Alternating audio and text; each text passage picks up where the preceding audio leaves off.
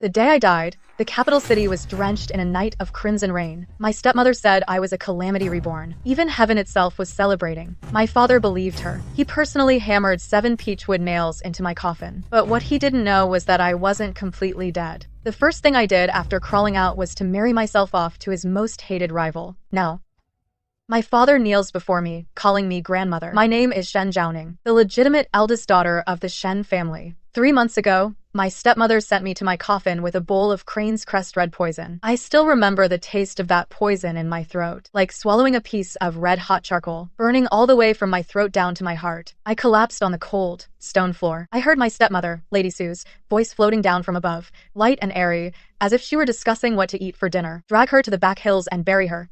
Tell everyone she died of a sudden illness. My personal maid, Chung Kao, knelt on the ground, kowtowing. Her forehead hit the bricks with a sickening thud. Lady Sue merely lifted an eyelid.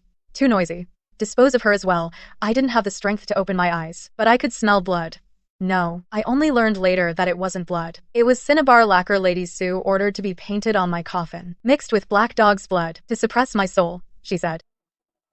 But what they didn't know was that next to the Shen family graves lived an old madman who tended the tombs. In his youth, he was the infamous ghost doctor of the martial world. He heard movement in the earth and dug me out. When I woke up, I had a foul-smelling pill in my mouth. The old madman crouched before me. His eyes were murky, like 2 pools of stagnant water. His first words were, "Girl, you owe me a life.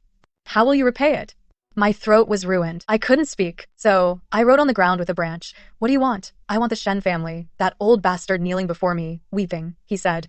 "He stole my medical texts years ago, burned down my medicine hut, condemned me to 30 years as a grave-watching dog. If you can make him suffer a fate worse than death, then the debt is repaid." I nodded. 3 months. It only took me 3 months to uncover every last secret of the dozens of people in the Shen household.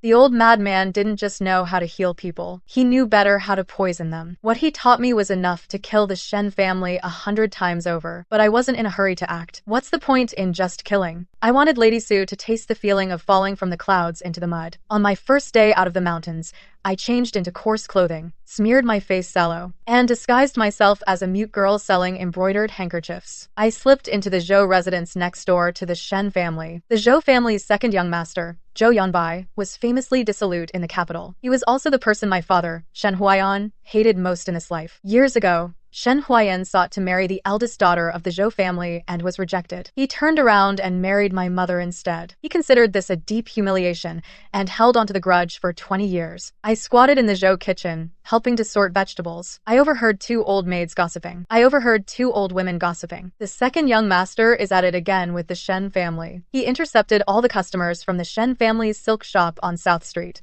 Lord Shen was so angry he smashed a teacup. Said he's going to file a complaint against the second young master. I lowered my head, a slow smile curling at the corner of my mouth. Shen Huaiyan, whoever you hate, I'll marry. Zhou Yanbai. No one in the capital can figure him out. Call him a wastrel, but the 12 shops under his name are all raking in money hand over fist. Call him shrewd, but he's constantly getting into street fights. He just grins even when his head gets busted open. I arranged 3 chance encounters on his usual route. The first time, I was selling embroidered handkerchiefs at the alley entrance. He passed by, surrounded by his wastrel friends. Didn't even glance my way. The second time, I pretended to get knocked over outside a tea house. My embroidered handkerchiefs scattered all over the ground. He passed by, stooped to help me pick them up. Took a look at the embroidery on one, said the craftsmanship was good. The third time, I was playing the zither outside the restaurant he frequents. That old madman taught me more than just medicine. He taught me music, too. Before she passed, my mother was a renowned, talented lady in the capital. She taught me the zither for 3 years. That was enough. As soon as the music started, Zhou Yanbai's footsteps halted. He stood outside the crowd, listened until I finished playing High Mountains and Flowing Water. Then walked up to me, placed a silver ingot in my zither case, asked which family I was from. In this melody, there's resentment. I looked up at him. He had an exceptionally handsome face. His features were sharp and elegant. A faint smile played on his lips. But beneath those eyes lay a deep, chilling coldness. I wrote on a piece of paper that I was homeless, looking for a place to stay. He glanced at me, tucked the silver back into his sleeve, and said, "Come with me." The servant beside him was hopping with anxiety. "Young master, a woman of unknown origins cannot be brought into the manor." Zhou Yanbai didn't even look back. "Unknown origins are better. Those with clear origins are all spies from other families. And just like that, I entered the Zhou manor. Zhou Yanbai settled me in a side courtyard and gave me a maid named Qinghe. Qinghe was talkative. On the very first day, she spilled everything about the Zhou household. The second young master has no concubine in his chambers, not even a bed warmer. The old madam is terribly worried, sending women to his room every day. But he refuses every single one. I wrote and asked if he was indifferent to women. Qinghe lowered her voice. Outside, they all say the second young master has a hidden ailment. Actually, that's not it. I'll tell you a secret. The second young master once had a fiancée, a young lady from the Su family. Later, for some reason, the engagement was broken off. Ever since then, he's never spoken of marriage again. The Su family, Madame Su is a daughter of that Su family. This Su family formed a marriage alliance with the Shen family. The two families joined forces and did business in the capital for over a decade. My mother's dowry was slowly devoured, bit by bit. I put down the brush, closed my eyes. The year my mother died, I was 7 years old. I remember her lying in bed, her face as pale as a sheet. She held my hand and said, "Zhao, Mom is sorry, leaving you alone in this den of wolves." I said, "Mom, I'm not afraid of wolves." My mother smiled then, a smile worse than crying. Later, Madame Su entered the household, bringing with her a daughter a year older than me, Shen Zhaoyun. Madame Su's methods were clever. She never hit or scolded me. She just let me go hungry, made me wear ill-fitting clothes to school, so everyone could see the Shen family's eldest legitimate daughter looking like a beggar. Shen Huayan didn't care. His eyes were only on Madame Su, the dowry she brought, and the Su family's connections. The year I turned 15, Madame Su betrothed me to a 40-year-old salt merchant as his second wife. I refused. I knelt before Shen Huayan and kowtowed. Shen Huayan said, "You are a daughter of the Shen family. The Shen family raised you for 15 years. It's time you repaid them." I sneered. The Shen family raised me? My mother's dowry was enough to support 10 Shen families. Shen Huayan slapped me. The corner of my mouth split open. Blood dripped onto the floor. He pointed at me and said, "Ungrateful wretch. You're just like your mother, both ungrateful snakes." That night, I packed my things and tried to run away. But Madame Su's people stopped me. She had me locked in the woodshed. I went hungry for 3 days and 3 nights. On the 4th day, she came in with a bowl of hot porridge. Smiling, she said, "Zhao, if you behave and listen, you'll at least be the legal wife when you marry. If you don't listen, I have plenty of ways. To make you disappear without a trace." I drank that bowl of porridge, not because I accepted my fate, but because I was starving and couldn't hold on any longer. Later, I found out there was arsenic in the porridge. Madame Su never intended for me to marry alive. She just didn't want people saying that the Shen family's eldest daughter marrying a salt merchant was shameful. If I died, Shen Zhaoyun would be the Shen family's only daughter, rightfully so. As I collapsed in the woodshed, I heard Madame Su outside telling the maid to bury me far away, so no one would find me. My consciousness faded bit by bit, and the last thing I saw was a wild grass growing from a crack in the corner of the woodshed. It lived better than I did. Time passed quickly at the Zhou residence. I didn't rush to get close to Zhou Yanbai, but settled in first. There was an old zither in the side courtyard. I played a tune every evening. Qinghe said that every time the second young master passed by the side courtyard gate, his steps would slow down. On the 7th day, Zhou Yanbai came. He leaned against the doorframe, a folding fan in his hand, closed, tapping his palm idly. He wore a moon-white robe, his hair tied up with a single jade hairpin, looking completely relaxed, like a cat basking in the sun. "What's your name?" he asked. I wrote Shen Ning on paper. I couldn't use my real name. The Shen family's eldest daughter had been dead for less than 4 months. If people found out I was still alive, if anyone finds out I'm still alive, the Su family will try to finish the job. Shen Ning. He repeated the name. Shen? As in the Shen family? I nodded. He smiled. He smiled meaningfully. "You're connected to the Shen family?" I shook my head and wrote on the paper. "Just the same surname. I'm a refugee from out of town. My whole family is dead." Pitiful. When he said those 2 words, there wasn't a hint of pity in his tone. Instead, it held a touch of amusement. "A lone woman like you. Aren't you afraid I might be a bad person?" I wrote, "You're a good person." He raised an eyebrow. "How do you know?" I pointed at his fan. Although it was closed, I saw the ribs were carved with 4 characters. "Benefit the world and bring peace to the people. A spoiled rich kid. Wouldn't carve something like that on a personal item." He glanced down at the fan ribs. His smile faded slightly, then quickly returned to that careless, nonchalant look. "All right, interesting. You can stay here. If you need anything, tell Qinghe." He turned to leave. Suddenly, I wrote 2 more characters on the paper and held it up for him to see. He looked back and froze. I had written, "The Su family." "What do you mean?" His tone changed. It was no longer the casual, indifferent tone from before. It took on a sharp edge. I lowered my head and wrote, "I know about the Su family. I know the truth about why you broke off the engagement. If you want to know, I can tell you. But you have to promise me one thing. But you have to promise me one thing. He walked back and sat down across from me. He tossed his folding fan onto the table. His gaze was sharp as a blade, sizing me up from head to toe. Who are you, really? I'll write one thing. Someone who hates the Su family as much as you do. He was silent for a long time. So long that Qinghe peeked in from the doorway 3 times, thinking something had happened to us. Finally, he spoke. What is it? He stared at those words for a good while. Then suddenly, he laughed. This time, it was a genuine laugh. His eyes crinkled with mirth, revealing a hint of youthful spirit. All right, deal. But first, I need to hear what you know about that incident with the Su family, to see if it's worth the price. What I know is related to Zhou Yanbai breaking off the engagement. 3 years ago, Zhou Yanbai was betrothed to Su Wanqing, a daughter of the Su family. The 2 families were well matched. It was a perfect union. 3 months after the betrothal, Zhou Yanbai suddenly called it off. His reason?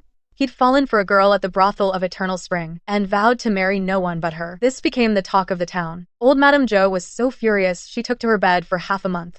Zhou Yanbai's father chased him with a stick for 3 blocks, but Zhou Yanbai refused to back down. In the end, the Zhou family compensated the Su family a hefty sum of silver, and the marriage was called off. Outsiders just thought Zhou Yanbai was a fool. No one knew the real reason. I stayed in a side courtyard of the Zhou residence for half a month. Using the excuse of helping the kitchen with purchases, I went out to meet Old Madman. Old Madman gave me something. I had him dig it up from the Su family cemetery.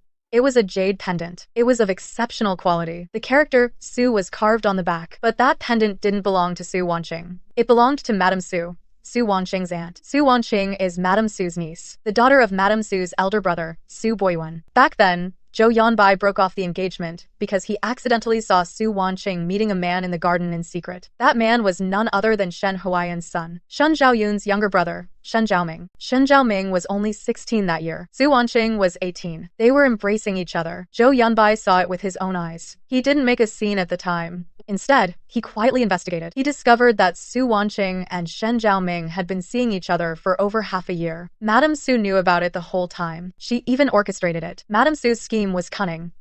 Marry her niece off to Zhou Yanbai to secure the Zhou family's support, while letting her niece carry on a secret affair with her own son. When the time was right, Su Wanqing would bring the Zhou family's secrets back to the Shen family, killing 2 birds with 1 stone. After discovering this, Zhou Yanbai didn't cause a fuss. He knew making a scene would be useless. Su Wanqing is a woman. If this got out, society would only condemn her for being unchaste. No one would say a bad word about Shen Zhaoming, and for the sake of their reputation, the Zhou family would likely cover it up, forcing him to marry Su Wanqing despite everything. So he used the dumbest, yet smartest move. Say he fell for a girl at a brothel and called off the engagement himself. Outsiders laughed at his absurdity. The Su family took the silver and kept quiet. Only he himself knew why the ribs of this folding fan were carved with the words, "Aid the world and bring peace to the people." He was no playboy. He was the smartest of the Zhou family. So smart he was willing to use his own reputation to buy a way out. I placed that jade pendant on the table. Zhou Yanbai picked it up and looked. His fingers pinched the edge of the pendant. His knuckles turned white. "Where did you get this?" His voice was calm, but I saw his Adam's apple bob. The day I wrote about Su Wanqing meeting Shen Zhaoming in secret,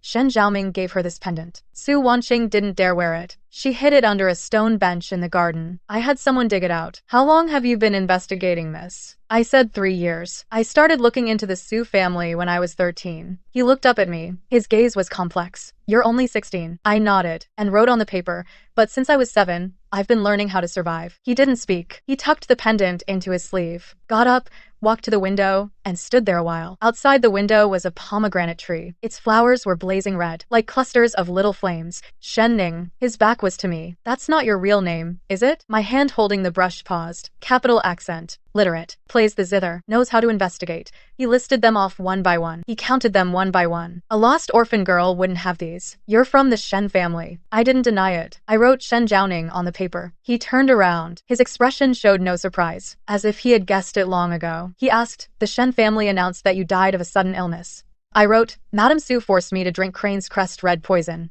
Buried in the back hill. I didn't die completely. Someone saved me. You came back for revenge." I nodded. To destroy the Shen family. He repeated what I said earlier. The entire Shen family? Or just Madame Su? I wrote, Shen Huayan is blind and heartless. He let his wife harm his daughter. He doesn't deserve to be a father. Madame Su poisoned her own daughter. She plotted to steal the dowry. She doesn't deserve to be human. Shen Zhaoming had an affair with his cousin. Shameless. Shen Zhaoyun grew up enjoying my mother's dowry. She never spoke a word for me. The entire Shen family. No one is innocent. After reading this part, he was silent for a long time. Birds were chirping outside the window, chirping noisily. It was annoying. He suddenly reached out and closed the window. The room fell silent. Only the sound of two people breathing could be heard. What do you plan to do? He asked. I wrote, I want Shen Huayan to kneel before me and beg for my forgiveness. He glanced at me. The corner of his mouth lifted slightly. That smile was different from usual. Less playful. More serious. Good. I'll help you, but I have conditions. I'll write the terms. You speak them. After the job is done, you have to do something for me. He didn't say what it was. He just looked at me. There was probing in his gaze, and scrutiny too. I wrote, as long as it's not immoral or harmful, not immoral or harmful. He nodded. But it might make you uncomfortable. I hesitated for a moment, but still nodded. 3 days later, at the Qingzhou Pavilion, the largest tea house in the capital, a good show began. Zhou Yanbai reserved the largest private room on the second floor of Qingzhou Pavilion. He invited a bunch of influential young masters from the capital for tea. After several rounds of tea, he suddenly sighed. He said, Gentlemen, do you know about the Shen family's eldest legitimate daughter, Shen Zhaoning, who died of a sudden illness? How did she die? The room fell silent for a moment. Shen Zhaoning's death was somewhat known around the capital, but no one dared mention it in front of the Shen family. Someone chimed in. Wasn't it said she caught a sudden illness? Zhou Yanbai fanned himself, his tone casual. Sudden illness? I heard. She was poisoned. The poison was red-crowned crane poison. The one who administered it was her stepmother, Madame Su. The ones who helped bury her were Shen family servants. When burying her, they drove 7 peachwood nails into the coffin and painted it with black dog's blood, afraid she'd become a ghost and come back for revenge.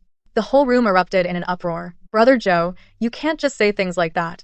Say things like that. Zhou Yanbai pulled a piece of paper from his sleeve, unfolded it, and placed it on the table. This is the testimony of the Shen family's back hill gravekeeper. This is the testimony of the Shen family's graveyard keeper from the back hill. It's all written down clearly. The date of the burial, the location, and who did it. Every detail is there. If you don't believe it, you can go dig it up on the back hill. The peachwood nails on the coffin should still be there. Dead silence fell over the private room. Everyone's faces changed. The news spread like wildfire. Within half a day, it was all over the capital's streets and alleys. Shen Huayan was being pointed at and whispered about in court. When he returned home, he smashed a set of official kiln teacups. Madame Su sat in her room. Her face was ashen. Her fingers clenched her handkerchief, her knuckles turning white. Who leaked it? Her voice was sharp as a knife. A maid knelt on the floor, trembling. It was the second son of the Zhou family. He said it in front of a crowd at the Listening Rain Pavilion. Madame Su's pupils constricted sharply.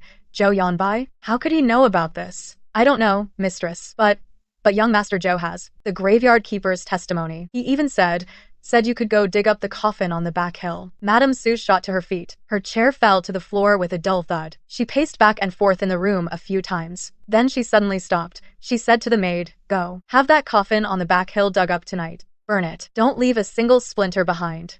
The maid scrambled out of the room. But what they didn't know was, Zhou Yanbai's men had already reached the back hill first. I stood at the foot of the back hill, watching a few men in black lift the coffin out of the earth. The cinnabar lacquer on the coffin was already peeling. The peachwood nails were driven deep. A dull creak sounded as they pried it open. The lid was opened. Inside was empty. Only a few rotten pieces of clothing and scattered strands of hair. When the old madman dug up the grave back then, he only took my body. The clothes and hair were left in the coffin. He wanted this day to come, for the Shen family to destroy the evidence themselves and be caught red-handed. The men arranged by Zhou Yanbai didn't stop the Shen family guards. They just hid in the shadows, watching the Shen family burn the empty coffin to ashes. Then they recorded the entire process with a memory stone. Memory stones, only 3 shops in the capital sell them. Zhou Yanbai bought them all. Early the next morning, Shen Huayan was impeached in court by the censorate. The charge, allowing his wife to poison his legitimate daughter, and then destroying the corpse to cover it up. The evidence was solid. There was the graveyard keeper's testimony. There was the memory stone recording, and the ash residue from the coffin burned in the Shen family's back hill. The emperor flew into a rage. The great Zhou dynasty rules the land with filial piety. Shen Huayan, a court official, allowed his second wife to murder his legitimate daughter. This wasn't just a family matter. It was a national disgrace. Shen Huayan was suspended pending investigation, confined to his residence, forbidden to leave. When I heard the news,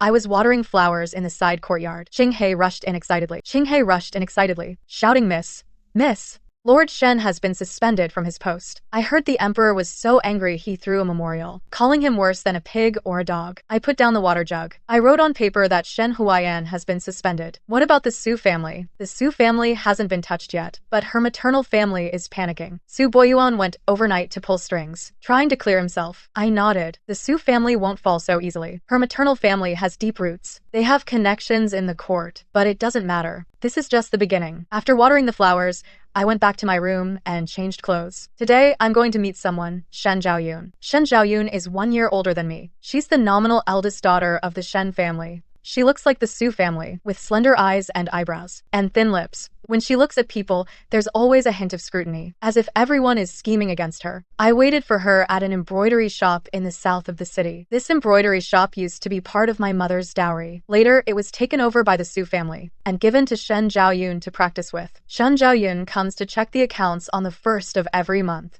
Rain or shine. I wore a veiled hat and sat at a tea stall across from the embroidery shop, drinking tea. At around 9:45 in the morning, Shen Zhaoyun's carriage arrived. She got off the carriage, wearing a goose yellow dress, with a gold hairpin in her hair. It jingled as she walked, as if afraid no one would know she's rich. She entered the embroidery shop. She went into the embroidery shop. I waited for a while, then I followed her in. A shop assistant stopped me. Miss? Who are you looking for? I handed him a note. It said to tell your boss, I know where Shen Zhaoning's coffin was taken to be burned. The assistant's face changed. He took the note and ran inside. A moment later, I was invited into the back room. Shen Zhaoyun sat in the main seat, holding a teacup. She looked me over. Who are you? I wrote on paper, someone who knows what your mother did. You're mute? She frowned. I nodded. She put down the teacup, dismissed all the maids, only kept one personal nanny. She looked at me, a flicker of unease in her eyes, but mostly wariness. What do you want? I wrote, I don't want anything. I just think it's a shame. Shen Zhaoning is dead. Her dowry is still in your hands. Those shops, farmlands, banknotes, do you use them with a clear conscience? Shen Zhaoyun's face changed. How dare you? That was all my mother's dowry.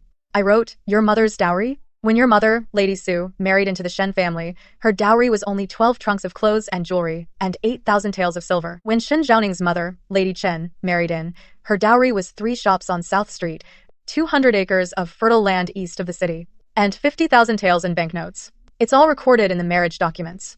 Would you like to see them? Shen Zhaoyun's fingers began to tremble. She forced herself to say, those things were gone long ago. Long ago. I wrote, they were already swallowed up by you. The Su family spent 10 years, bit by bit, taking Chen's dowry and transferring it under their own name. But there's one thing she didn't do well. Chen's dowry list. I have a copy in my hands. I pulled out a roll of yellowed paper from my sleeve, unfolded it and spread it on the table. That was found by old madman for me from the Shen family, from the hidden wall in the old mansion. It's the dowry list handwritten by my mother, and it bears my mother's personal seal. Shen Zhaoyun looked down at it. Her face instantly turned pale. I wrote, if this list is sent to the Dalai Temple, your mother would be guilty of embezzling others' property. According to the laws of the Great Zhao, the light punishment is exile. The severe punishment is beheading. And you and your brother Shen Zhaoming, every single coin you've spent over the years. You are also accomplices. Who? Who are you? Shen Zhaoyun suddenly stood up. The chair fell to the ground, making a loud noise. I took off my veil hat, revealing my face. Shen Zhaoyun saw my face. Her pupils dilated sharply. Her whole body seemed to have its bones removed. She slumped weakly back into the chair. Her lips trembled. After a long while, she managed to squeeze out a sentence. You're not dead. You're not dead. I smiled slightly. On the paper, I wrote, Sister. Long time no see.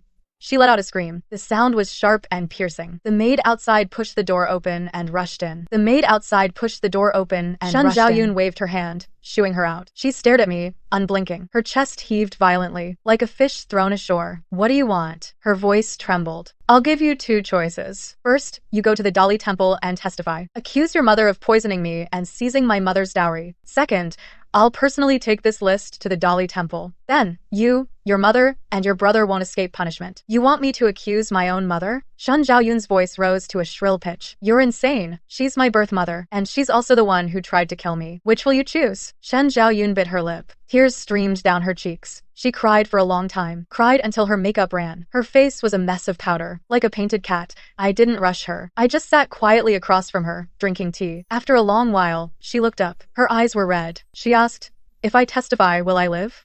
Yes, you're an accomplice, but you're coming forward voluntarily. At worst, you'll face confiscation of property and exile 3,000 miles. But you'll live. Live. She gave a bitter smile. Exile 3,000 miles. What's the difference from death? A huge difference. Death means nothing. But alive, even on the road to exile, you can still see the sun. She stared at me blankly. Suddenly, she said, you've changed. The Shen Zhaoning from before would never say something like that. The old you would only keep your head down and hide in the corner, not even daring to breathe loudly. Even someone I've written to die once can change. She was silent for a long time. Finally, she nodded. I'll testify, but I have one condition. All right. You speak. Spare my brother's life. She looked at me. Her eyes held a light that was almost pleading. Zhao Ming knows nothing. Mother did all those things. He's only 16. He doesn't understand anything. I'll write about his affair with Su Wanqing. You know that? Her expression froze. I'll write that Su Wanqing is your cousin's daughter. Shen Zhaoming is your brother. Their affair was orchestrated by your mother. Your brother knows nothing? He knew Su Wanqing was Zhou Yanbai's fiancé. Yet he still carried on with her. That's not ignorance. That's shamelessness. Shen Zhaoning's mouth fell open. She couldn't speak, but I promise you, his crime isn't punishable by death. At most, he'll be exiled to the army. Whether he lives to return depends on his own fate. She closed her eyes. 2 lines of tears slid from the corners of her eyes. Fine. Leaving the embroidery shop, I stood at the street corner. I took a deep breath. Sunlight shone on my face, warm and gentle, but my heart was as cold as ice. It's not that I didn't hesitate. Shen Zhaoning wasn't all that bad to me when we were kids. She's just weak, too afraid to defy the Su family. When I was being beaten, she didn't dare speak up. When I was starving, she didn't dare bring me food. When I was locked in the woodshed, she stood outside crying, but she just wouldn't dare open the door. Her weakness is as despicable to me as the Su family's malice, but I still gave her a way out. Not because I'm soft-hearted, it's because I want her to live. Live in a world without wealth. Without fine clothes or rich food. Let her taste the hardship I endured as a child. Back at the Zhou residence, Zhou Yanbai was waiting for me in the side courtyard. He was sitting by the stone table. The tea in front of him had gone cold. Seeing me enter, he looked up and said, Shen Zhaoyun agreed. I nodded. I wrote on paper, how did you know I went to see her? Guessed. He poured a cup of hot tea and pushed it toward me. You're methodical in your actions. First, you target Shen Huayan, then the Su family. The key to breaking the Su family lies with Shen Zhaoyun. If you hadn't gone to find her, I would have found it strange.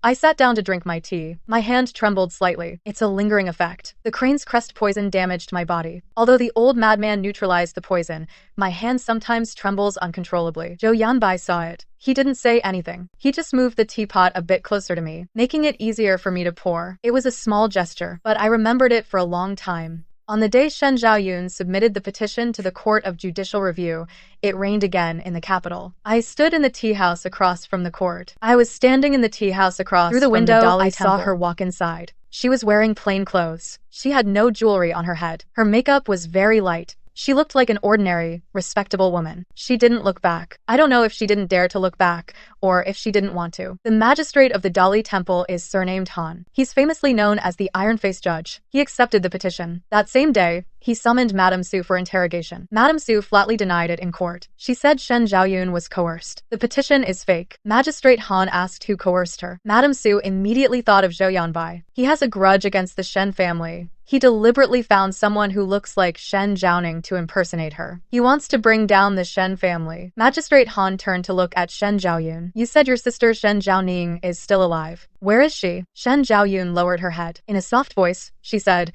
in the side courtyard of the Zhou residence. Summon Zhou Yanbai. Zhou Yanbai had been waiting for this all along. He swaggered into the Dali Temple, still fanning himself with that folding fan. On his face was his signature carefree smile. Magistrate Han frowned. Zhou Yanbai, is Shen Zhaoning at your residence?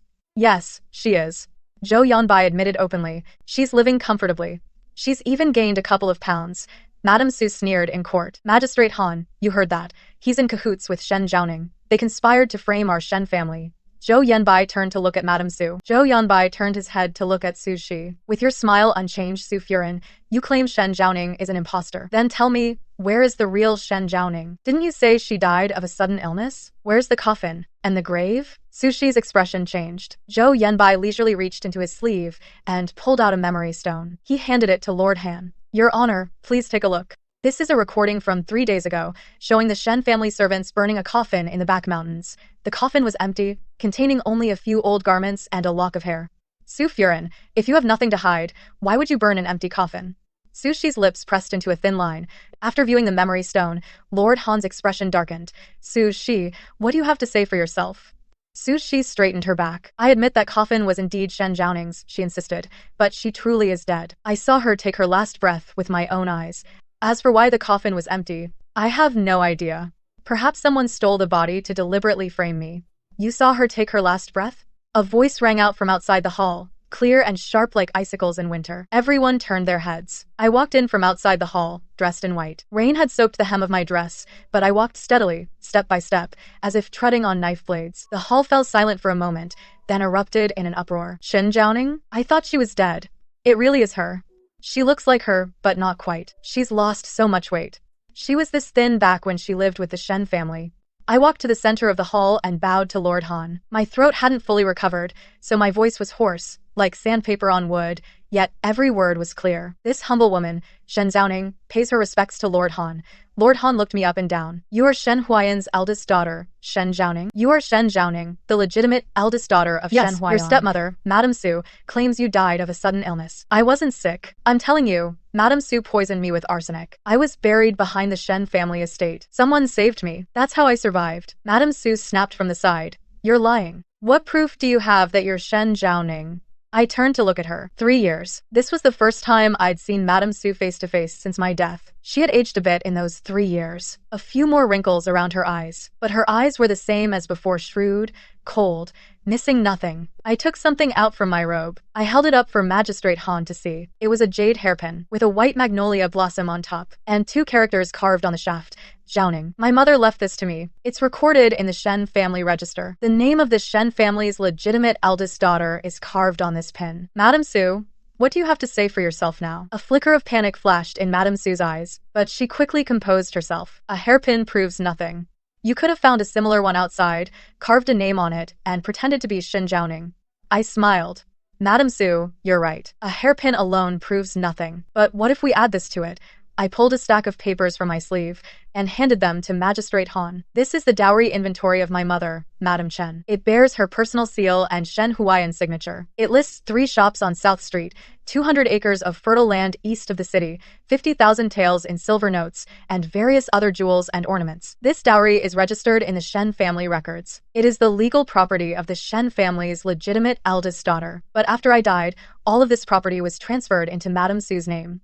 Magistrate Han examined the inventory. His frown deepened. I'll go on, Lord Han. If you don't believe me, you can send someone to investigate. The 3 shops on South Street are now registered under Madame Su's nephew on her mother's side. The 200 acres of fertile land east of the city were sold by Madame Su to Squire Li in the Southern District. The banknotes from the sale are in the Hengtong Bank in the capital. The account is under Madame Su's personal maid, Kuye. Every transaction is documented and verifiable. Madame Su's face grew paler by the second. I watched her expression change. I didn't feel any satisfaction, only a deep, profound weariness. I've rehearsed these words in my mind countless times, but when I finally said them aloud, I wasn't as worked up as I'd imagined. Lord Han set the list down, looking at Madame Su. Do you have anything to say for yourself? Madame Su opened her mouth. Then she turned abruptly to Shen Zhaoyun. Say something. Tell Lord Han this woman is an imposter. She's not Shen Zhaoning. Shen Zhaoyun kept her head down, her shoulders trembling slightly. She didn't look at Madame Su, and her voice was soft. But everyone in the hall heard her clearly. Mother, that's enough. Madame Su was stunned.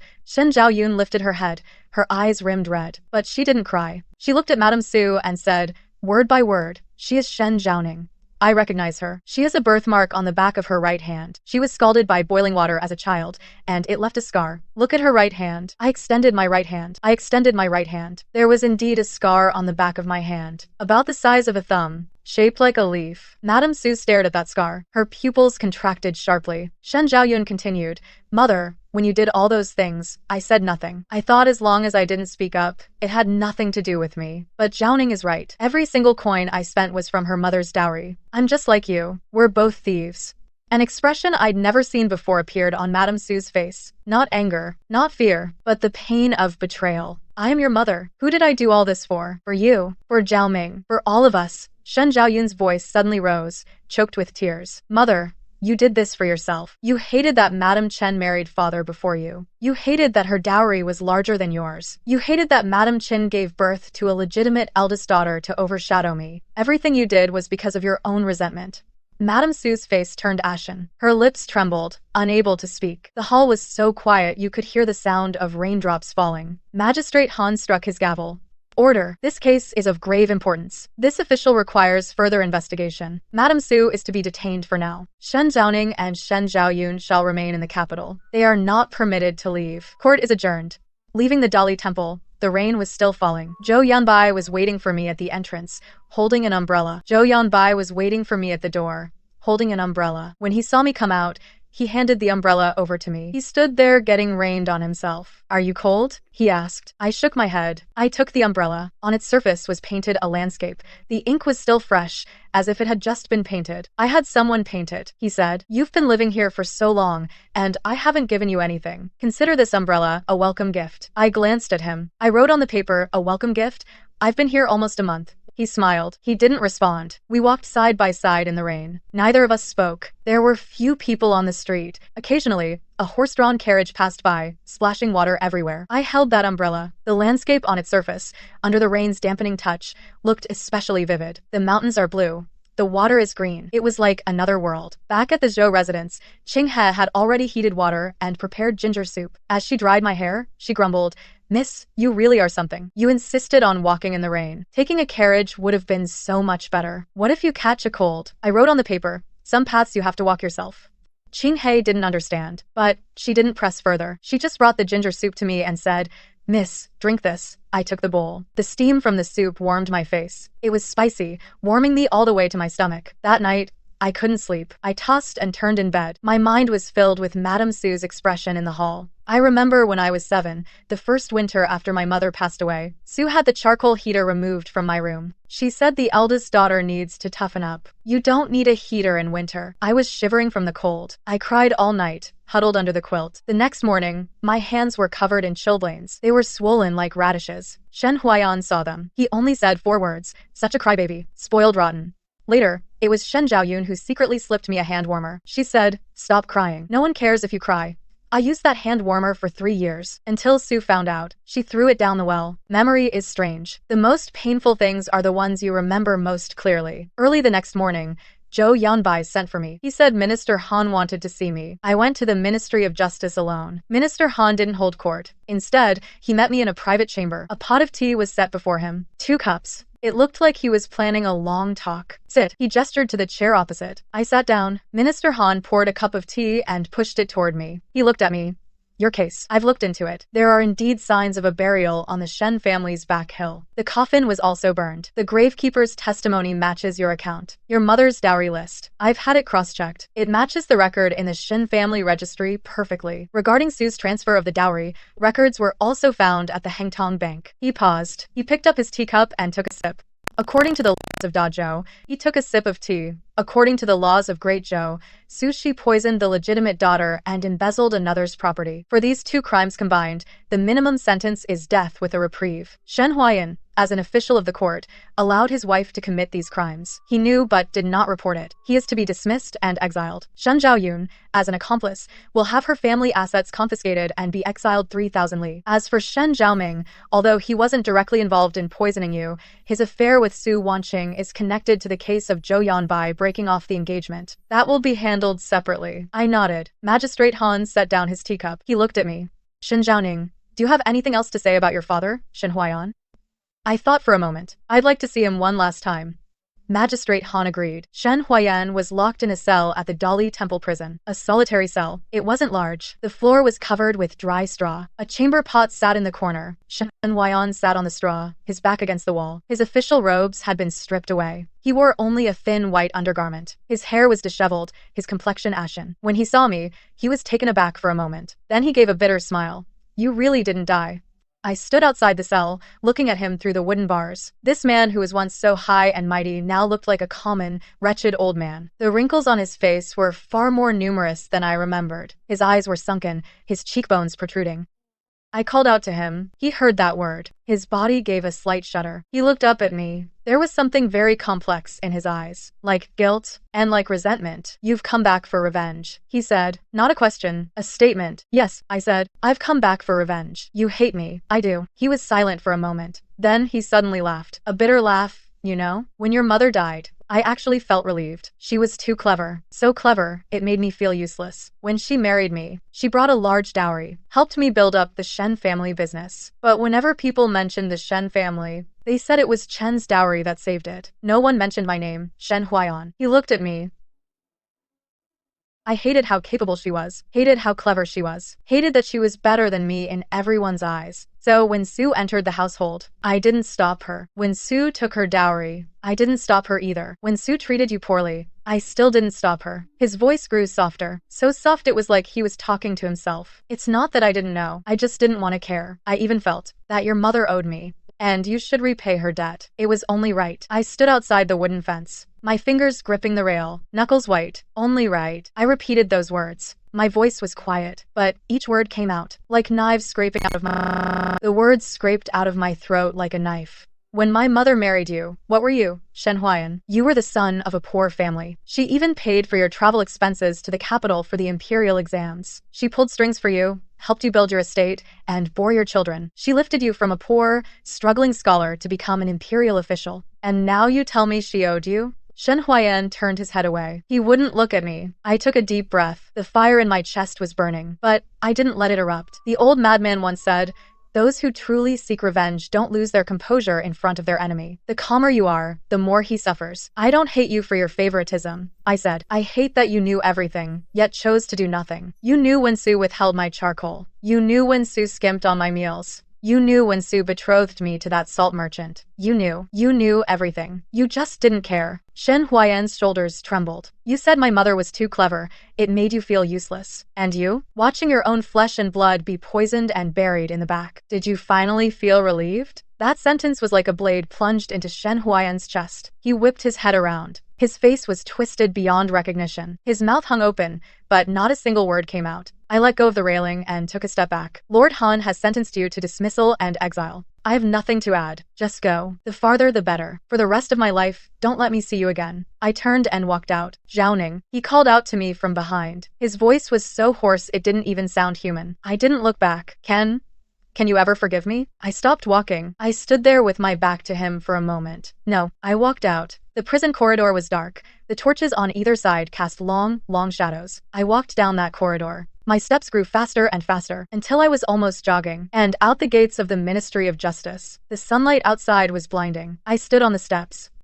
And suddenly, tears began to fall, not from sadness, but from relief. I cried for a while, wiped my face with my sleeve, dried my tears. People came and went on the street. No one noticed a girl standing at the Ministry of Justice gates, crying. Even if they had noticed, they'd probably just think I was a wronged victim finally seeing justice served. Zhou Yanbai stood under the pagoda tree across the way, holding 2 sticks of candied hawthorn. He saw me come out, walked over and handed 1 stick to me. Been crying? No. My voice was still hoarse. Couldn't even lie convincingly. All right, if you say so. He pressed the candied hawthorn into my hand. Eat, it's sweet. Makes you feel better. I looked down at the candied hawthorn. Bright red hawthorn berries, coated in a shiny sugar glaze, like a string of red lanterns. They glistened like red lanterns in the sun. I took a bite, sour and sweet. My teeth ached from the cold. How old are you? I couldn't help but ask him. Still eating tangulu? 28. He took a bite of his own skewer. He said matter-of-factly, "What? I can't have tangulu at 28. What law in the Great Zhou Code says that?" He made me laugh. I laughed until 2 more tears fell. Mixing with the sweetness of the candy glaze, they tasted salty. "Let's go," he said. "Let's go home." Hearing the words, "go home," from Zhou Yanbai's mouth, they felt weightless, like a feather falling on water. It didn't make much much of a splash, but the ripples spread out in circles. I followed behind him. He walked slowly, probably to match my pace. We passed through the bustling market, over a stone bridge, and past rows of willow trees. Willow catkins drifted in the air, a vast white expanse, like a light snowfall. Zhou Yanbai. I called his name. My voice was still hoarse, but much better than before. You said before, after the job was done, you'd ask me for a favor. What is it? His steps faltered for a moment. Without turning back, he said, "We'll talk when we get back."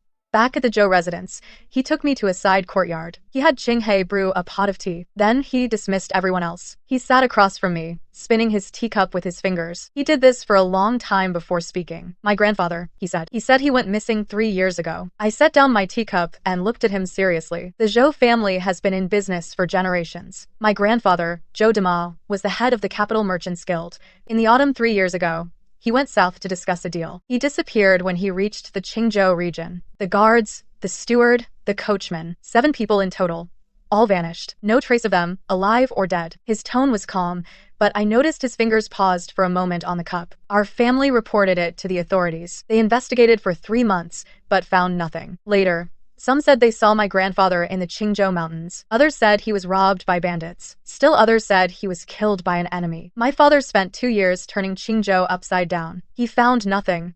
"You want me to help find your grandfather?" I asked. "Not to find him." He looked at me. "To investigate. I suspect my grandfather's disappearance is related to the Su family." My interest was piqued. Su Boyuan, Su Shi's older brother. He did a deal with my grandfather back then. After that deal was done, my grandfather vanished. I've been investigating for 3 years. I found out that shipment contained smuggled salt from the south. Su Boyuan hid it from my grandfather, smuggling the salt in the cargo. Afraid my grandfather would expose him after it came to light. He didn't finish, but I understood. "Do you have proof?" I asked. "A little." He pulled a yellowed piece of paper from his sleeve. "This is a letter from my grandfather, written to me before he disappeared. It advises against getting too close to the Su family. If I don't return, it must be related to the Su family." He mailed this letter from Qingzhou. 3 days after he sent it, he vanished. I took the letter and glanced at it. The handwriting was messy, as if written in haste. At the end of the letter was a line of small text, blurred by water stains. Only a few words were barely legible. Smuggled salt. Qingzhou docks, the 15th of September. Smuggled salt. I looked up at him. The Great Zhou dynasty strictly forbids smuggled salt. Getting caught is a capital offense. If Su Boyuan really is involved in the smuggled salt trade, he wouldn't just silence witnesses. He'd eliminate everyone who knows about it. Zhou Yanbai nodded. "I've been investigating for 3 years. I found out there's a ledger at the Qingzhou docks that records the transactions of that smuggled salt. The ledger is in the hands of a man named Lu San. He was the dock foreman back then, but when I found Lu San, he had already gone mad. He just kept repeating the same phrase over and over." "What phrase?" "The Su family's salt. Red water." When he said those last 4 words, his voice was very soft, but it sent a chill down my spine. "Red water?" I repeated it. "You mean dark red water stains?" "Yes." He said, Lu San had seen something he shouldn't have. Lu San saw something he shouldn't have. It scared him out of his mind. I had 3 doctors examine him. They all said his madness was caused by fright. It's incurable. But the few things he keeps repeating are the evidence. I was silent for a moment. Then I asked, "What do you want me to do?" "I want you to go to Qingzhou." He said, using Xin Zhaoning's identity, "Investigate that ledger in Qingzhou. The Su family is currently under the Dali Temple's watch because of your case. Su Boyuan will definitely try to destroy all evidence. That ledger is his biggest weakness. He'll surely send someone to Qingzhou. I need you to get there before him and get your hands on that ledger." "Why me?" I asked. "You could send someone else. You have more people than I do. More professional ones." He looked at me. His gaze was serious. "Because I don't trust anyone else."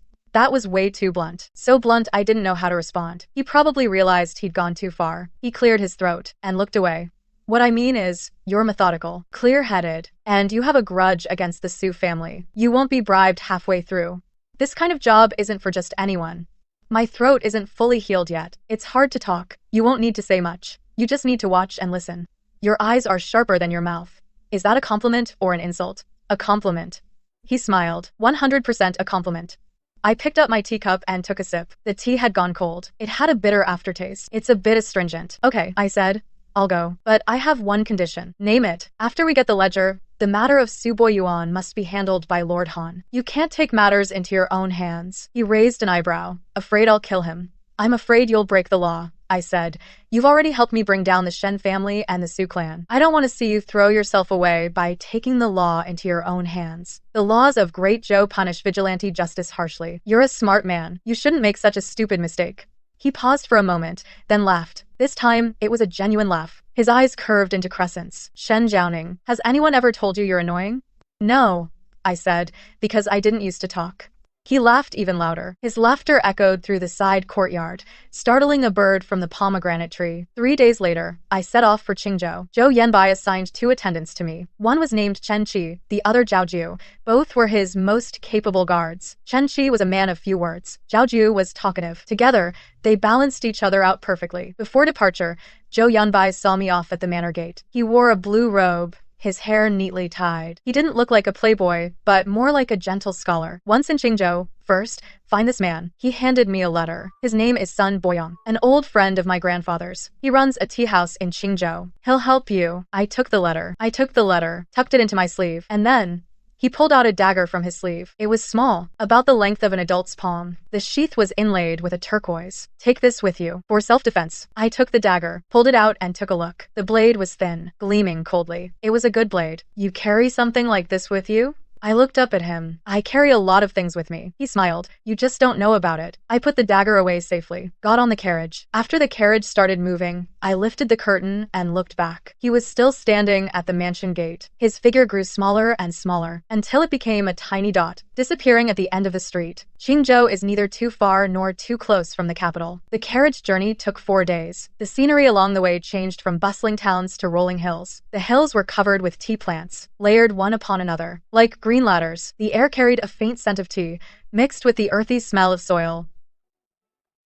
I sat inside the carriage. Read the letter once more. Zhou Yanbai's handwriting was beautiful. The strokes were strong and powerful. Unlike his usual lazy demeanor, the letter began with, Respected Uncle Sun, your junior, Zhou Yanbai, respectfully presents this. Herein is Shen Zhaoning, who is my close friend. He is going to Qingzhou to investigate matters concerning my family's past. I earnestly hope you will look after him. On important matters, I can't go into details. I'll explain in person. Respectfully, Yanbai. The words, closest friend, made me read it over and over. Closest friend, the deepest of friendships. Since when are we closest friends? At the very most, we've only known each other for a little over a month. I folded the letter back up and tucked it into my sleeve. I leaned against the carriage wall and closed my eyes. The carriage was jolting violently. I couldn't sleep. My mind kept circling back to Zhou Yanbai's words. That line, because I don't trust anyone else. On the evening of the 4th day, we arrived in Qingzhou. Qingzhou wasn't a big city, but it was bustling. Shops lined both sides of the street, selling tea,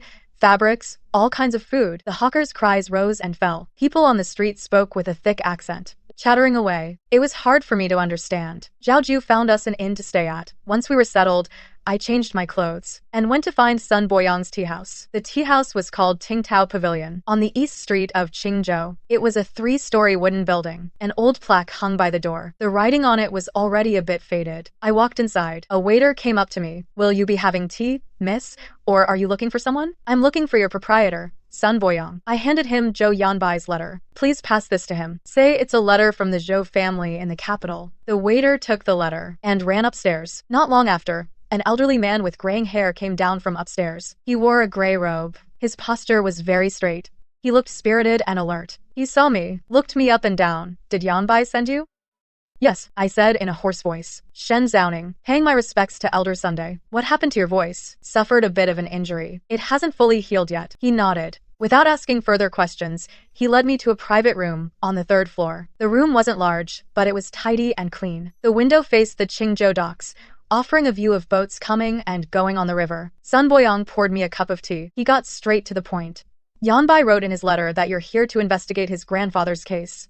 What have you found out? From beginning to end, I recounted everything Zhou Yanbai had told me. The private salt ledger, Lusan, and that phrase, the Su family's boat, the Su family's blade, red water. After hearing this, Sun Boyang remained silent for a long time. He picked up his teacup, then set it down again. His fingers tapped on the table a few times, as if he was hesitating about something. Finally, he spoke. Before Zhou Demao disappeared, he came to see me. It was raining heavily that night. He was soaked to the bone. He ran into my tea house, asking to stay for the night. I asked him what was wrong. He said he discovered that Su Boyuan was smuggling contraband within the private salt shipments. He planned to report it once he returned to the capital. He also said Su Boyuan might have already caught wind of it. He was afraid something would happen on the road. I urged him to take more men with him. He said it wasn't necessary. He had guards with him. Su Boyuan wouldn't dare to act so brazenly. I couldn't persuade him, so I let him stay. Early the next morning, he left the tea house, got into his carriage, and departed. And then, he never came back. Sun Boyang's voice choked up slightly. I searched for 3 days. In a ravine outside Qingzhou city, I found his carriage. It was empty. There was a dark red, watery stain inside. There was a dark red stain on the carriage. The horse was gone. The person was gone too. I reported it to the authorities. The authorities came to investigate. They said it was bandits. The person was kidnapped, but I knew it wasn't bandits. Bandits kidnap people for ransom. The Zhao family waited for 3 months, but never received any ransom demands. That dark red stain. I asked where on the carriage it was. In the carriage. Under the seat. Not much, but it was clearly that kind of thing. I nodded. Then I asked where Lu San is now. Sun Boyang sighed. After Lu San went mad, his family took him back. He lives in a village outside Qingzhou city. I visited him a few times. He's still the same. He just keeps repeating the same few phrases.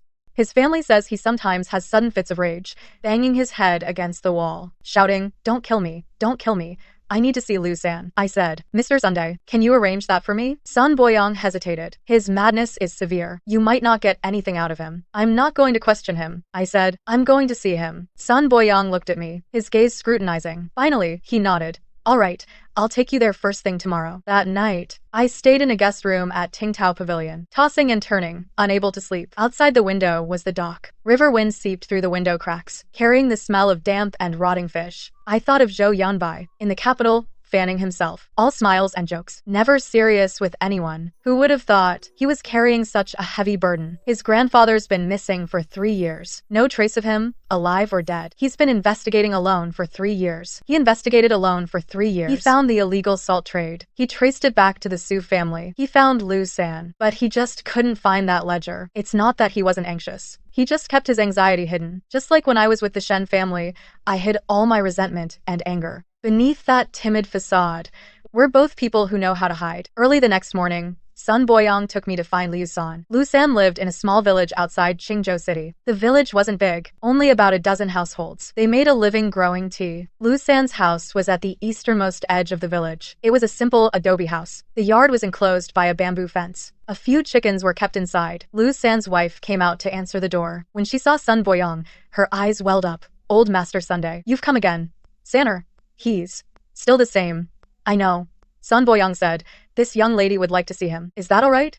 Lu San's wife glanced at me, hesitated for a moment, but she still let us in. Lu San was locked in the inner room. A large iron lock hung on the door. Lu San's wife unlocked it, pushed the door open. A sour, foul smell hit us. The room was very dark. The windows were boarded up. Only a sliver of light came through the door crack. Lu San was curled up in a corner, wrapped in a tattered quilt. His hair was a mess. He had a scruffy beard. He was as thin as a rake. Hearing the door, he looked up. His eyes were cloudy and vacant, muttering to himself. I crouched down, moved a little closer, and made out the phrase he kept repeating. "The Su family's salt. Red water. The Su family's salt. Red water." His voice was very faint, like the buzzing of a mosquito, but every word was clear. I watched him for a long time, then stood up and walked outside. The end.